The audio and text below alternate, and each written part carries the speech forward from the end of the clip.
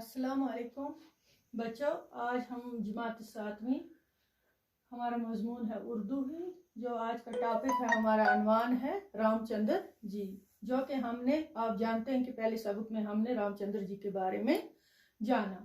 तो आपको पता है कि उसमें मैंने आपको बोला रामचंद्र जी राजा दशरथ के बेटे थे। ये 4 भाई थे, भरत, लक्ष्मण और शत्रुघ्न। ठीक है।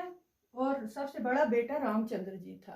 रामचंद्र जी राजा दशरथ बेहद उनसे मोहब्बत करते थे और वो कहते थे कि इसके जाने के बाद वो अपने जगह इसी को इस पर तख्त का वारिस बनाएगा। ठीक है। तो राजा दशरथ भी अपने बाद राजपाट में रामचंद्र जी को ही सौंपना चाहते थे, लेकिन उनकी जो सौतेली माँ थी कैकेयी, वो उनकी वजह से उसको राज पर नहीं बिठाया गया तख्त पर। वो वजह क्या थी, हम आज उसके बारे में आगे पढ़ेंगे कि क्यों उसने कहा, क्यों नहीं बैठने दिया उसको। कैकेयी ने एक बार राजा की जान बचाई थी, जिसके बदले में राजा ने एक मांग पूरी करने का वादा किया था। लेकिन कैकेयी ने इस मौके को गनीमत जाना और मांग की कि राजा रामचंद्र जी को 14 बरस का वनवास दिया जाए, तो और भरत को गद्दी पर बिठाया जाए। भरत जो था वो कैकेयी का बेटा था। ठीक है। राजा दशरथ जो थे वो चूंकि वादे के पक्के थे, इसलिए उन्हें कैकेयी की ये जिद पूरी करना पड़ी। राजा दशरथ ने रामचंद्र को मजबूरन वनवास का हुक्म दिया। वनवास मैंने बोला घर से बेघर करना, जंगल की तरफ छोड़ना।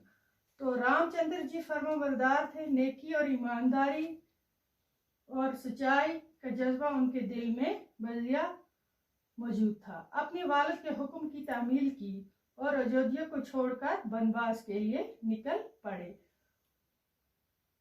रामचंद्र जी को वनवास गए अभी कुछ ही दिन हुए थे कि राजा दशरथ की वफात हो गई।